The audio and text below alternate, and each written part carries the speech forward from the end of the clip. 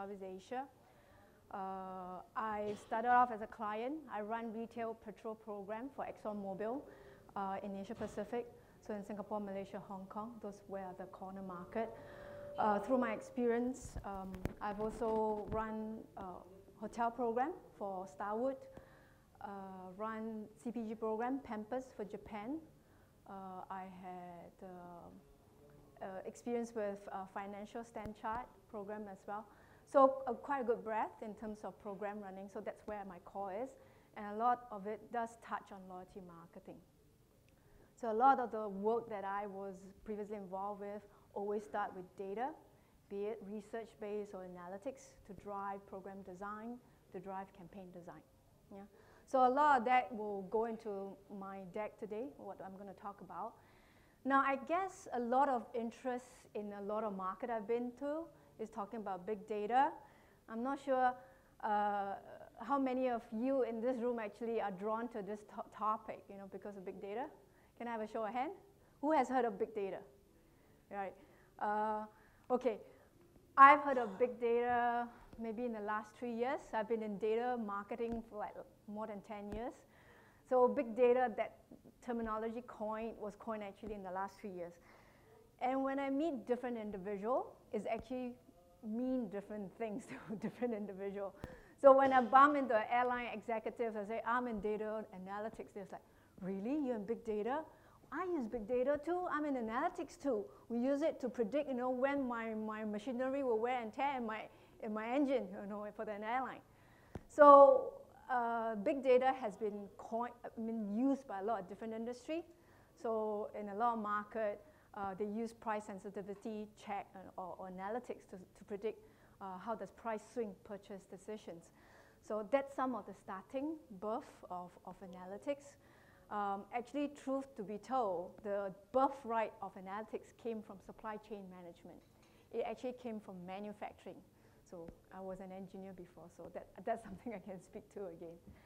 So a lot of time when we talk about data, the big data comes in and becomes daunting. I'm not sure how many here are actually on client side. So it becomes very overwhelming. It's a big concept to understand. So we Epsilon, we work with a lot of big clients, big MNC. Yeah? We churn millions of campaigns for them. Each year we go through millions of EDMs. And each campaign we can churn through thousands of segments. That's the kind of complexity we go to. But what I'm trying to emphasize today is you don't always have to start big, right? Especially if it's a new concept for you, you can start small. So I'm trying to bring it down, bring it simple for everybody today. Yeah. So what I'll do is I'll just give a brief introduction of Epsilon, what we do, talk about big data, what it is, why do you need to do it, and how you can go about doing it, yeah, if you want to start small. And I'll go through some case studies, yeah, of the work that we've done. So who is Epsilon? Like I mentioned before, we really are quite large from a financial perspective. We really are under the Alliance Data umbrella. With 3 companies combined, we each in our own right are top Fortune 1000 company, all above 1 billion in terms of revenue, right? In total, we have a value of close to 30 billion. Market capitalizations close to 17 billion. Now, but the thing is, there is a thread that's common through the 3 companies. We are all data grounded. That's the common thread. Loyalty One, we run coalition program. So we bring in brands together and we operate loyalty program for them. Yeah. So you may have heard of Air Miles for Canada. That's one of the leading coalition program in Canada. We also run DOTS in Brazil. So now under Loyalty One, the specialty is in operating a coalition of programs for our client. What they're also into is shopper analytics. So that's very sophisticated analytics, and we run through for hypermarket, up to above 10,000 SKUs. So it's a very complicated kind of analytics that they do. Now, Epsilon, on the other hand, runs proprietary. So we'll run a program, let's say, for Hilton Honors. So Hilton Honors is one of our global clients, Target, Best Buy. So we operate the program for them, and we churn through all their communication for them. Yeah. Now, Epsilon, in a way, complement the loyalty one in the sense that we run all through the line communication. We run digital, any kind of omni-channel communication, on the line, digital, below the line, EDM. Yeah, we design a proprietary program if it need be, or just campaign for our client, right? Alliance data, on the other hand, is private label. So it's a data system that power private label card. So we run a system for Amex as an example. That's our core client for Alliance data. J.Crew, so big shopping mall, when they run a private card, the system that powers behind them. So again, the common thread between the three companies is really data. It's all about data. Yeah. Now with that, I'm just going to run a simple video. Now before you start the video, it will give you the scale and the depth of what Epsilon does. But again, what I want to say before I run it, don't be daunted by it, yeah? If the video works. Can you?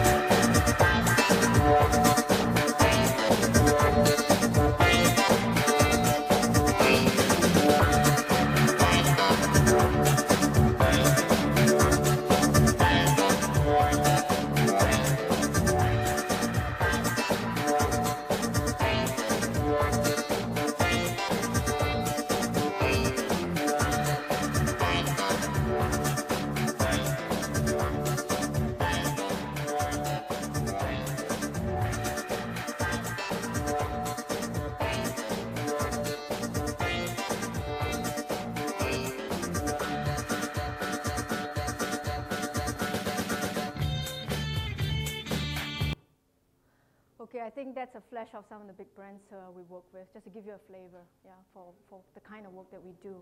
So with that, I just want to step into talking about big data, big and ugly data.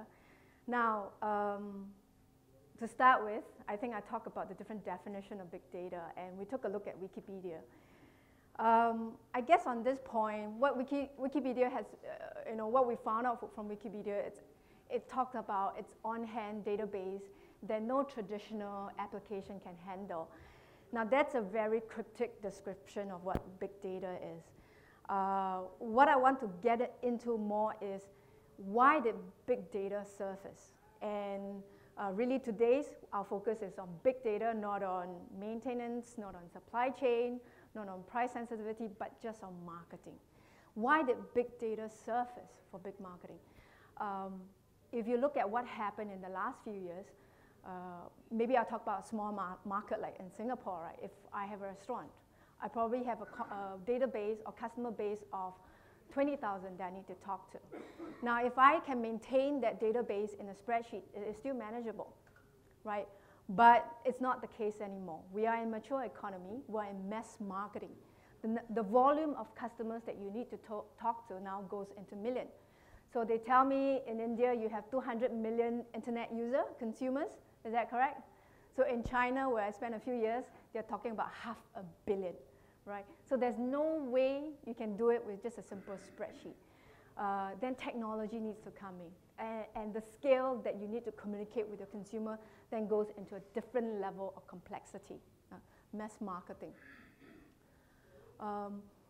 Therefore, technology needs to come in. Now, it also brings what I like to highlight as well. Then for a marketer, the job doesn't become simple anymore.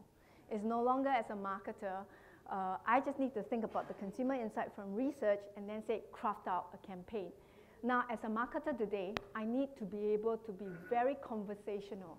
I need to be conversant with my CTO. So that brings a challenge of skill set that the marketer needs to have. Yeah. Now, there's always been big data. I think 50, 60 years back, we already have mainframe. At that point in time, the world is much simple. You have data just sitting within your organization, within your network. and obviously talking about smaller database. But then as the market and the economy grow, you need to now spread on and grow your database beyond within your company, beyond your database, within your, or out of your country as well. So it's grown out of that. Now with internet age coming in, that challenge has even got more complicated. Now you got anonymous customer coming into your website. You have no idea who they are. In the past, when I run a program, the customer come in, they show their card, I know exactly who bought from me. So when a cookie come in, it could be my customer. I have no idea, but they didn't log in, so I don't know. It's just a cookie to me. So the boundary of data has basically totally opened up. And this cookie that come in, if let's say I'm in India, could have come from US, could have come from Russia. I have no clue. Yeah, so the boundary of it, then with it, it's more complicated with cloud computing into the landscape. So with that, I guess the point is the challenge for marketer today. I think that's where it comes to explaining why my skill set apply. Just to give you a background, I'm a trained engineer, right? And then I became a marketer. So that's where the industry saw the need that it's, the marketer needs to be conversant, needs to be able to talk to a technologist and be able to translate the marketing, the business requirement with an IT guy. Yeah, so increasingly, the CMO and the CTO need to come together and be collaborative in that conversation, eventually looking for a positive business outcome for the business. Yeah. Okay, so far? Okay, with that, I guess 5 years back when we have conversation with our client and we talk about data, this 3V always surface. It never run away talking about how big your volume of your data is, right? Are you talking about 50,000 customers, a million customers, or 50 million customers? So the volume of data. The other key things that are key to our conversation is velocity. How frequent? Do we need to handle the data on a weekly basis, on a daily basis? Right now with digital online, is it really need to be a real time? The volume of data just explode. As well as variety of data. Again, are you talking about structured data where I have a transaction, I know what you're buying from department A or department B, or unstructured where my customer actually went into my social platform, Facebook, and blog. And it's just a comment. And I could be in there saying, oh, I have a really great day, open and inverted comma, with Coke today. What does that mean? Totally unstructured. Does this customer actually really bought from me? Is it really my customer just because it's mentioned something in my Facebook page? Right, what does that mean? In the past, that's the type of conversation we have with our customers. And that's inevitable because when CRM came through 3 or 5 years back, technology usually is a key focus of discussion. And therefore, we always can't run away from data sciencing, and that's 3V. But the conversation today needs to change.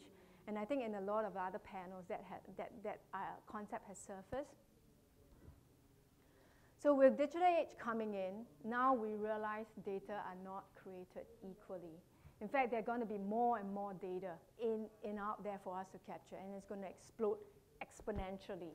And we need to be more discerning with the way we look at data and decipher data. Now, let me give you an example what I mean by data is not equally created. As an example, I have a fashion client, right?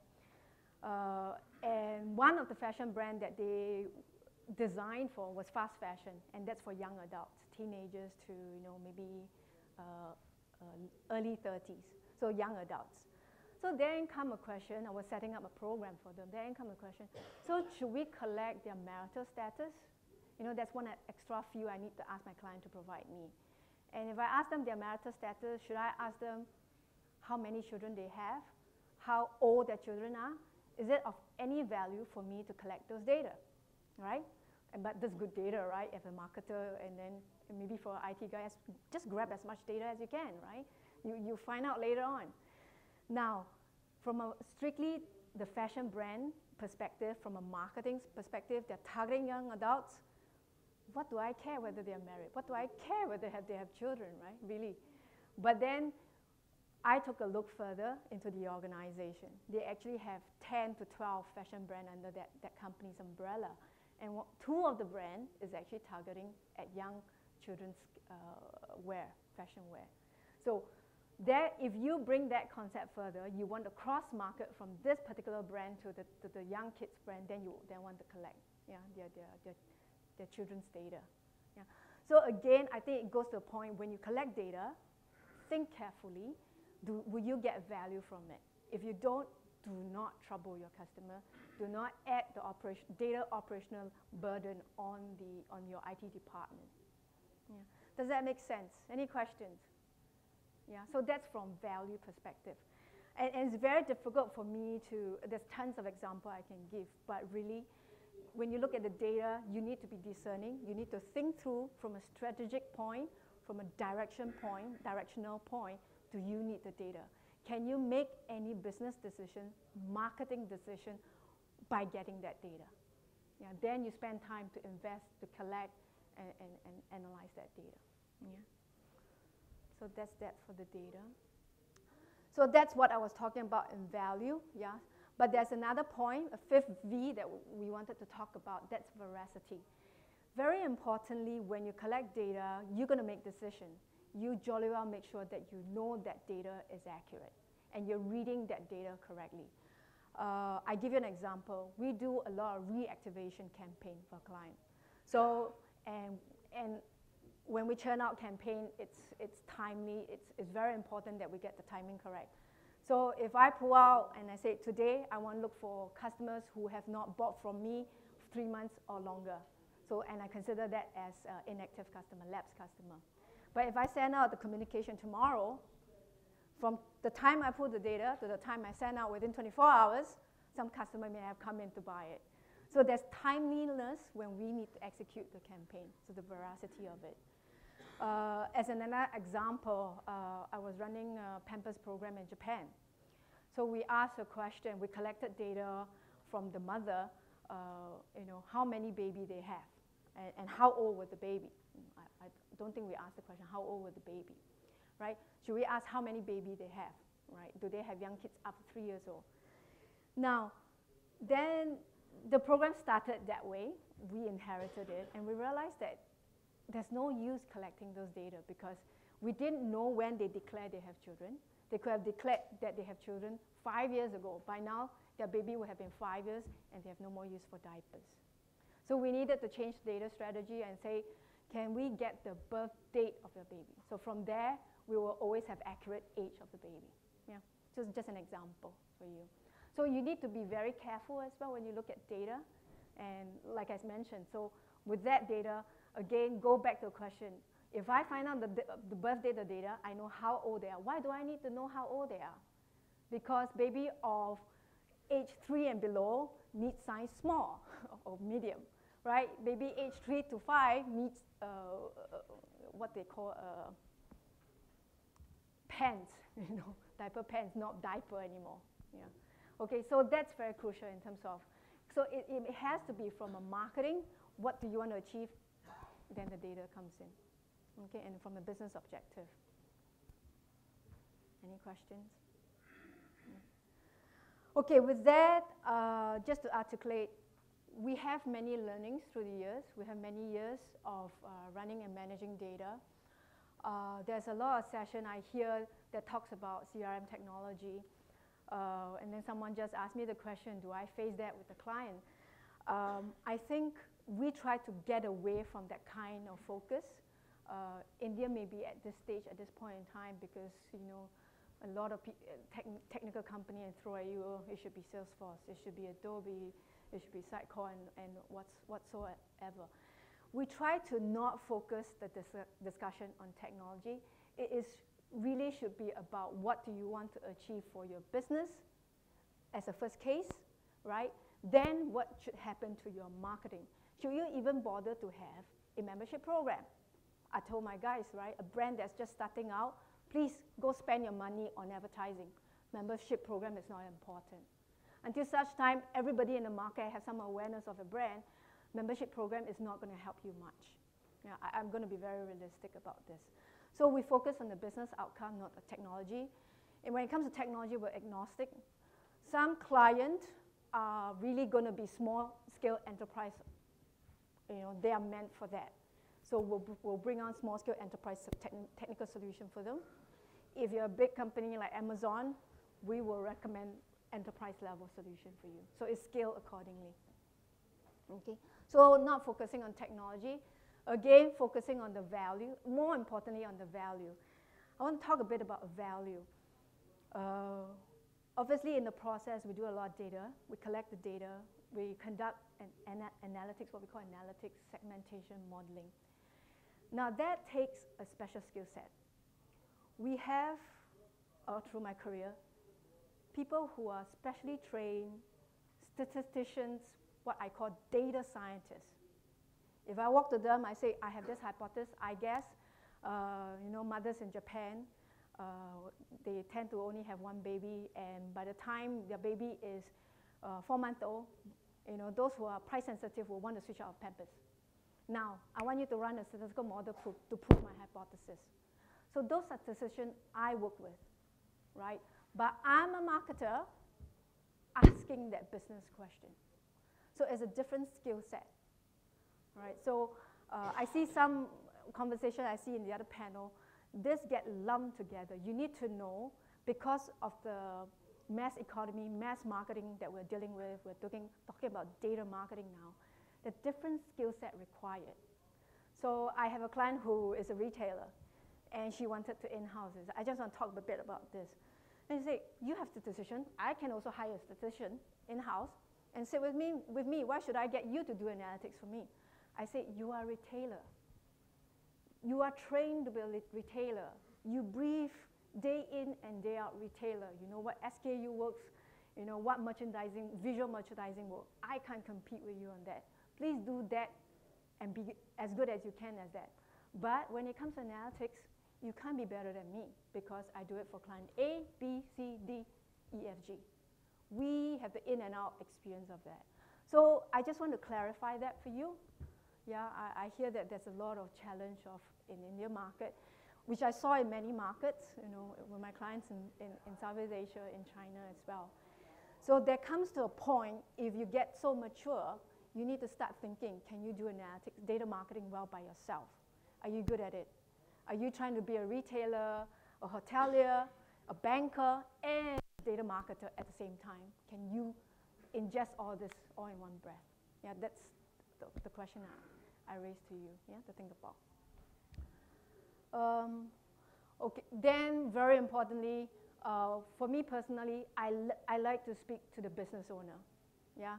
So it may be the marketing department coming to us and having a conversation.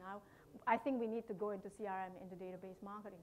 But really the conversation needs to go to the management, right? Because the focus needs to be not about whether I run this campaign, I will get 10,000 followers clicking like on my Facebook. That's a marketing thought process. Ultimately, what needs to be important is, does that 10,000 like convert to maybe 1,000 sales? Is there ROI? So is there business financial outcome for that marketing activity? So that's why when I ever have a conversation, I like to have a conversation with the business owner. Because that thinking process for CRM needs to drive through from marketing to IT to the business owner. It is not about it in silo, marketing thing, I'm going to run this campaign, I just need to persuade IT department, and I just need to persuade the CFO. No.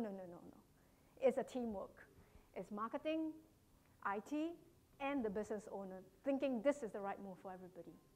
Yeah, so that's my 2 cents worth. Customer experience is important. I'll talk a bit more about that in later slide. So a lot of my clients, when I work with them in database marketing, we don't run away being very transactional. When I say transactional, what it means is I send out a campaign, I give you 10% off, I expect, I don't know, 10,000 revenue, 1 lakh revenue as an example. That is a very functional, transactional experience you have with your customers, right?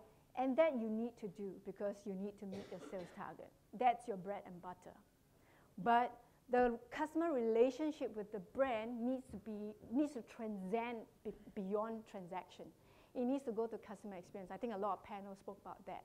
So it needs to say, when you have a brand, as an example, what does Nike stand for you?